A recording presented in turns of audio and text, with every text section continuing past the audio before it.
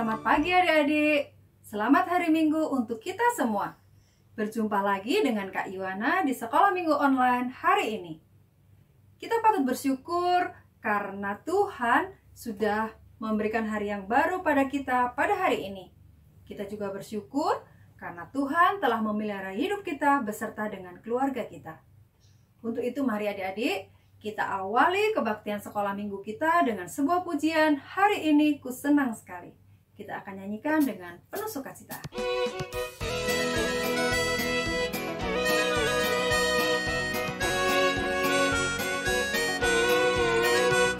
Hari ini ku senang sekali karena ku dapat ke sekolah minggu. Tiap hari ku menantikannya, memuji Tuhan dengar firman-Nya. Ayo nyanyikan suara pujianmu, pujilah Tuhan Allah yang baik. Ayo dengarkan suara firman-Nya, kau kan rasakan yang mengasihimu. Hari ini ku senang sekali karena ku dapat ke sekolah minggu. Tiap hari ku menantikannya, memuji Tuhan dengar firman-Nya. Adik-adik, sebelum kita melanjutkan sekolah minggu kita, mari kita bersatu hati, kita berdoa. Mari kita berdoa. Tuhan Allah Bapa kami yang bertahta di dalam kerajaan surga yang mulia. Terima kasih Tuhan atas berkat limpah kasih-Mu di dalam kehidupan kami sehari-hari. Sehingga kami pada saat ini mendapat kesempatan yang indah untuk bersama-sama memuji dan memuliakan nama-Mu di dalam sekolah minggu online hari ini. Tuhan berkatilah setiap kami, supaya kami dapat memuji dan memuliakan nama Tuhan dengan penuh rasa sukacita. Berkati sekolah minggu kami Tuhan, dari awal, pertengahan, hingga akhirnya. Hanya di dalam nama Tuhan kami, Yesus Kristus, kami boleh berdoa dan mengucap syukur. Amin. Adik-adik, Yesus sayang padaku. Itulah tema kita hari ini. Mari kita bersama-sama kembali memuji nama Tuhan dengan lagu ini. Yesus sayang padaku.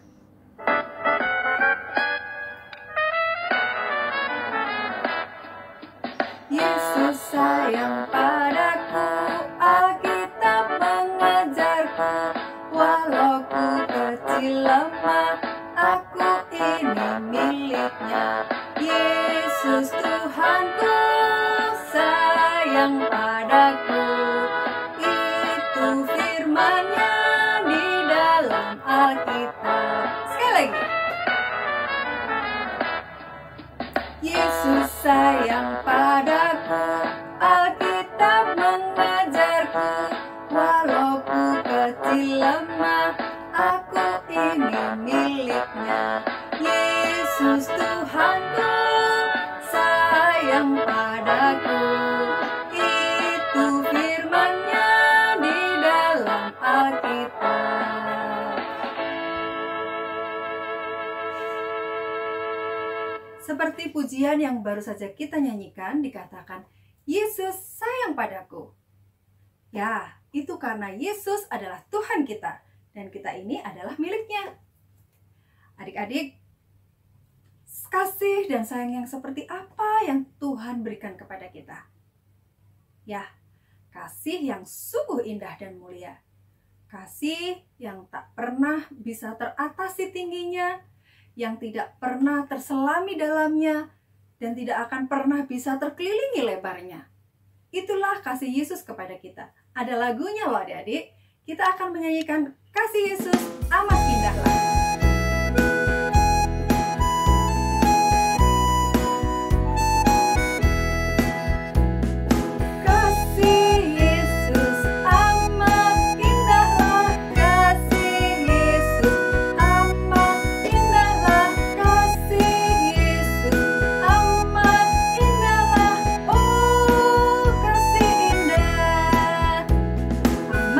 Tinggi takkan teratasi.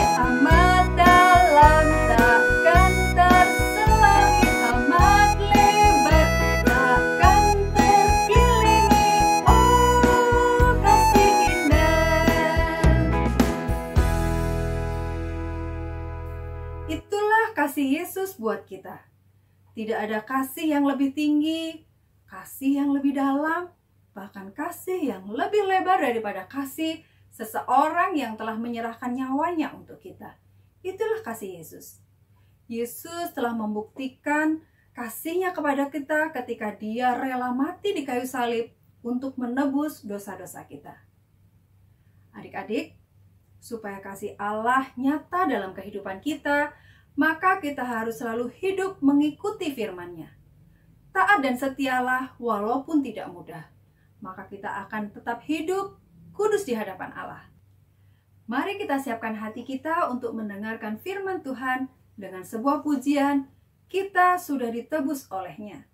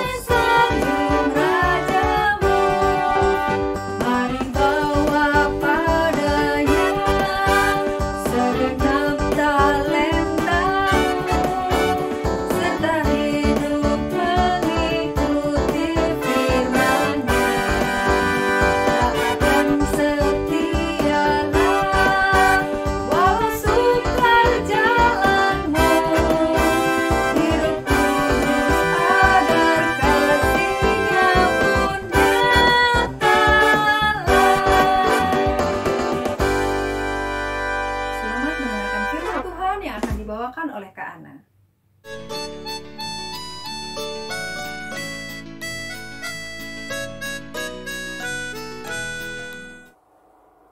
Halo adik-adik yang dikasihi Tuhan Yesus, selamat pagi, selamat hari Minggu, selamat tahun baru 2021. Jumpa kembali dengan Kak Ana dalam Sekolah Minggu Online GKI Gunung Sahari. Apa kabarnya kalian semua di tahun yang baru ini? Adakah resolusi atau tekad kuat tahun baru yang akan kalian capai? Kakak berharap kalian makin kenal Tuhan, makin cinta Tuhan dan firman-Nya. Firman Tuhan pada minggu hari ini akan diambil dari Yohanes 3 ayat 1 sampai 21. Namun tidak semua akan dibacakan, hanya ayat-ayat tertentu yang akan disoroti yang akan kita baca. Sebelum kita mendengar, membaca firman Tuhan dan merenungkannya, kita berdoa. Bapa di dalam surga, Allah yang baik, kami sungguh bersyukur karena kasih Tuhan telah membawa kami, menghantar kami, memimpin kami memasuki tahun yang baru, tahun 2021. Suka duka silih berganti kami alami. Namun kasih setia Tuhan tidak pernah meninggalkan kami. Bapa di dalam surga, kalau sebentar kami akan mendengar firman Tuhan ini pun karena kasih Tuhan kepada kami. Kami mohon pertolongan Roh Kudus dalam kami mendengar firman Tuhan. Kiranya kami boleh mengerti, memahami firman-Mu dan berespon akan firman-Mu. Tolong kakak kami yang akan menyampaikan dengan segala kelemahan dan keterbatasannya, kiranya Tuhan pakai dan Tuhan urapi dia, sehingga apa yang disampaikan boleh sungguh-sungguh sesuai dengan kehendak Tuhan. Biarlah hanya kehendak Tuhan saja yang akan dinyatakan dan digenapi melalui firman Tuhan pada hari ini. Terima kasih Bapa, biarlah firman Tuhan boleh memberkati kami semua. Hanya di dalam nama Tuhan kami Yesus Kristus, firman yang hidup, kami sudah berdoa dan bersyukur. Amin. Adik-adik yang dikasihi Tuhan, salah satu pencapaian manusia yang sangat tinggi di abad ke-20 adalah berhasil pergi dan menjejakkan kaki pertama kali di bulan pada tanggal 20 Juli 1969, serta berhasil kembali ke bumi dengan selamat tentunya. Mereka adalah 3 orang astronot dari Amerika Serikat yang bernama Neil Armstrong, Edwin Aldrin, dan Michael Collins. Mereka tidak lupa meninggalkan sebuah plakat di bulan bertuliskan, "Disinilah manusia dari planet bumi pertama kali menjejakkan kaki di bulan, Juli 1969. Kami datang dengan damai untuk seluruh umat manusia. Adik-adik, selain mencapai bulan, masih banyak prestasi mengagumkan yang berhasil manusia capai. Bisa kalian sebutkan? Namun ternyata semua pencapaian manusia itu tidak satu pun dapat menjadi jaminan keselamatan bagi dirinya. Baik keselamatan di bumi maupun keselamatan kekal. Adik-adik, sesungguhnya keselamatan jiwa manusia berada di bawah ancaman maut setiap saat sejak manusia jatuh ke dalam dosa. Mari kita lihat Roma 5 ayat ke-12. Kakak akan membacakan bagi kita semuanya. Roma 5 ayat 12. Sebab itu sama seperti dosa telah masuk ke dalam dunia oleh satu orang, dan oleh dosa itu juga maut, demikianlah maut itu telah menjalar kepada semua orang, karena semua orang telah berbuat dosa. Kita lanjutkan dengan Roma 6 ayat yang ke-23a. Sebab upah dosa ialah maut. Adik-adik, celakanya tidak seorang pun yang dapat membebaskan diri dari maut. Contoh, prestasi manusia, teknologi yang diciptakan oleh manusia tidak mampu menyelamatkan jiwa manusia dari COVID-19. Atau yang punya banyak uang, uangnya tidak dapat membeli hidupnya dari kematian. Kalau untuk urusan di bumi ini saja manusia tidak sanggup menjamin keselamatan dirinya, apalagi keselamatan kekal. Namun banyak orang yang mengira dengan berbuat amal kebaikan dan menjaga hidup saleh, melakukan perjalanan ziarah atau menjalankan hukum agama, manusia dapat selamat di kekekalan. Apa benar? Mari kita mendengar jawabannya dari percakapan seseorang dengan Tuhan Yesus. Siapa dia? Seseorang bernama Nikodemus. Dia bukan orang sembarangan. Mari kita lihat Yohanes 3 ayat yang pertama. Adalah seorang Farisi yang bernama Nikodemus, seorang pemimpin agama Yahudi. Adik-adik, Nikodemus adalah seorang tokoh agama, tepatnya seorang Farisi dan pemimpin agama Yahudi. Dia adalah pengajar Israel. Orang Farisi dikenal sangat ketat menjalankan hukum agama pada waktu itu. Namun, ia masih merasa gelisah. Oleh karena itu, ia pergi malam-malam menjumpai Tuhan Yesus untuk menemukan jawaban tentang hidup kekal. Tuhan Yesus mau menerimanya dan bercakap-cakap dengan dia. Rabi, kami tahu bahwa engkau datang sebagai guru yang diutus Allah. Sebab tidak ada seorang pun yang dapat mengadakan tanda-tanda yang engkau adakan itu, jika Allah tidak menyertainya. Yesus menjawab, katanya, Aku berkata kepadamu, sesungguhnya, jika seorang tidak dilahirkan kembali, ia tidak dapat melihat kerajaan Allah. Kata Nikodemus kepadanya, Bagaimanakah mungkin seorang dilahirkan kalau ia sudah tua? Dapatkah ia masuk kembali ke dalam rahim ibunya dan dilahirkan lagi? Jawab Yesus, Aku berkata kepadamu, sesungguhnya, jika seorang tidak dilahirkan dari air dan roh, ia tidak dapat masuk ke dalam kerajaan Allah. Apa yang dilahirkan dari daging adalah daging, dan apa yang dilahirkan dari roh adalah roh. Janganlah engkau heran, karena aku berkata kepadamu, kamu harus dilahirkan kembali.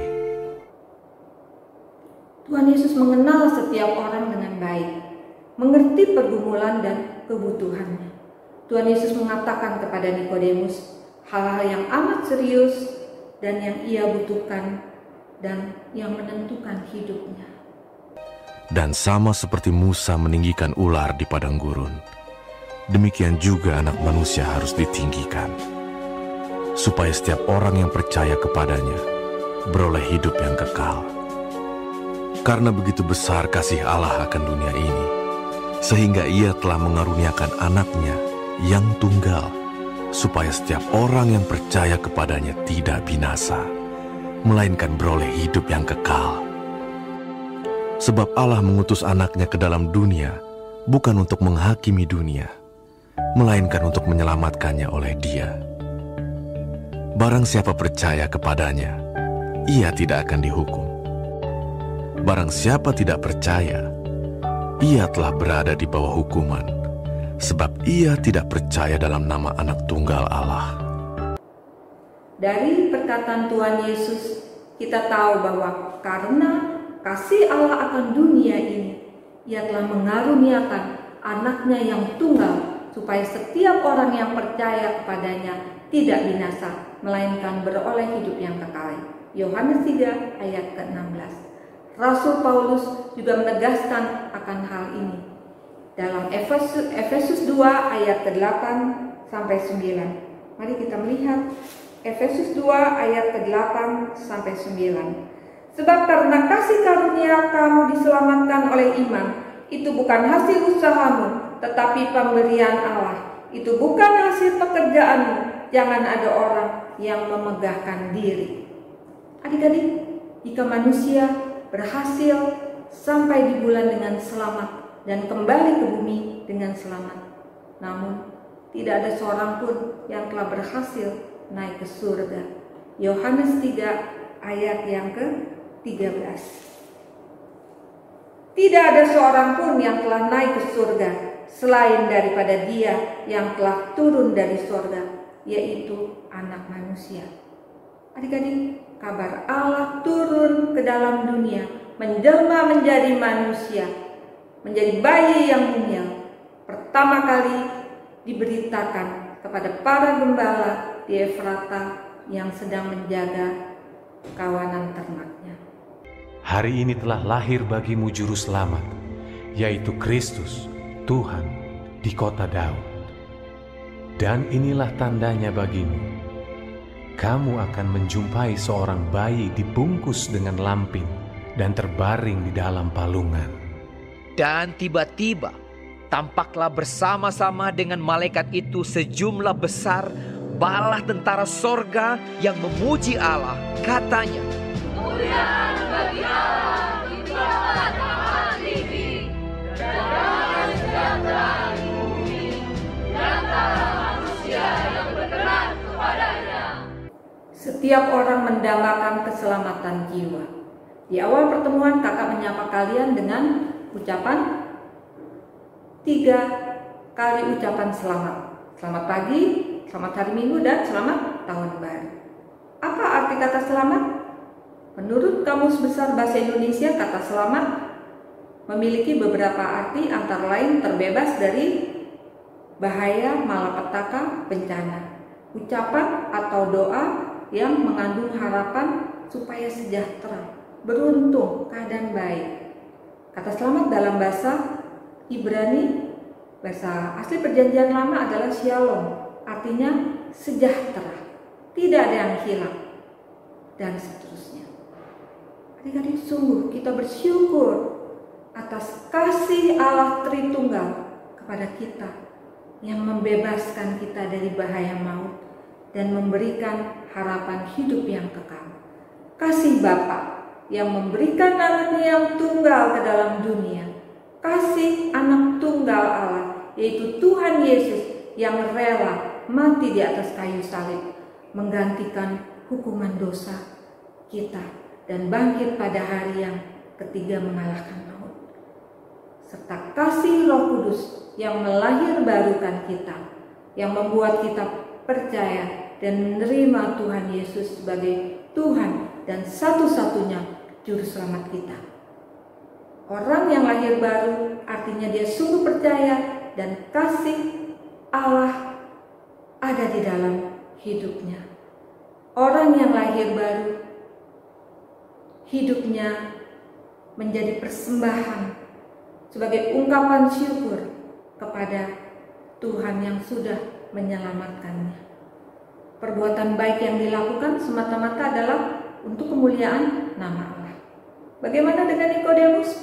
Nampaknya dia pun sungguh-sungguh bersyukur diterima oleh Tuhan Yesus, menerima kasih sayang Tuhan. Nikodemus menunjukkan kasihnya. Dia hadir pada peristiwa proses penguburan Tuhan Yesus.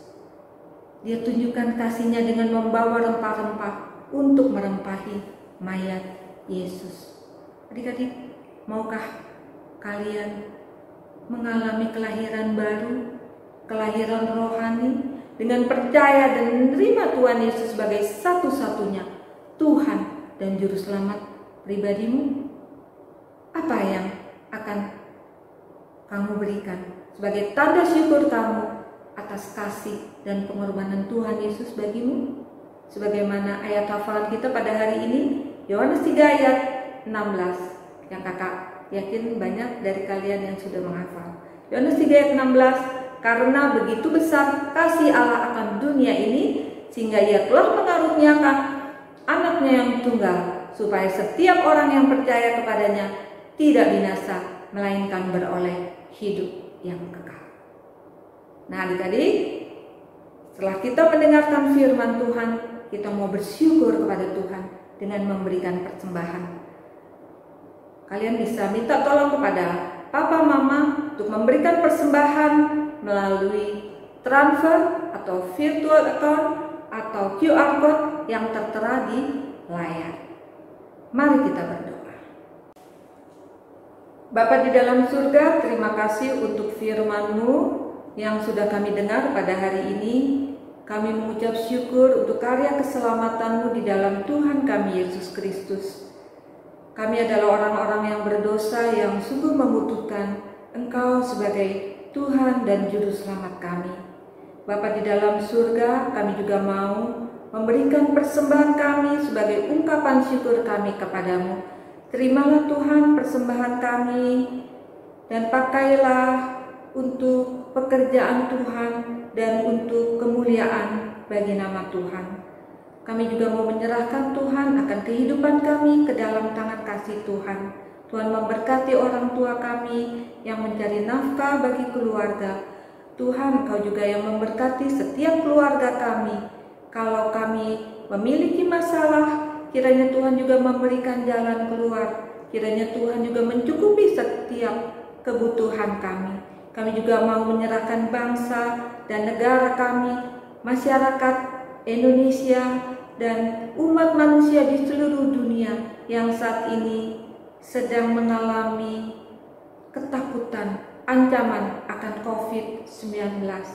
Tetapi yang terlebih lagi adalah ancaman maut. Biarlah Tuhan memberikan belas kasihan bagi setiap umat manusia untuk boleh terbebas dari maut. Pakailah kami Tuhan untuk menyampaikan kabar sukacita kepada orang-orang di sekitar kami. Terima kasih Bapa, inilah doa dan ucapan syukur kami yang kami persembahkan hanya di dalam nama Tuhan kami Yesus Kristus, Juru Selamat kami yang hidup. Kami sudah berdoa dan bersyukur. Amin. Tuhan memberkati. Sampai jumpa.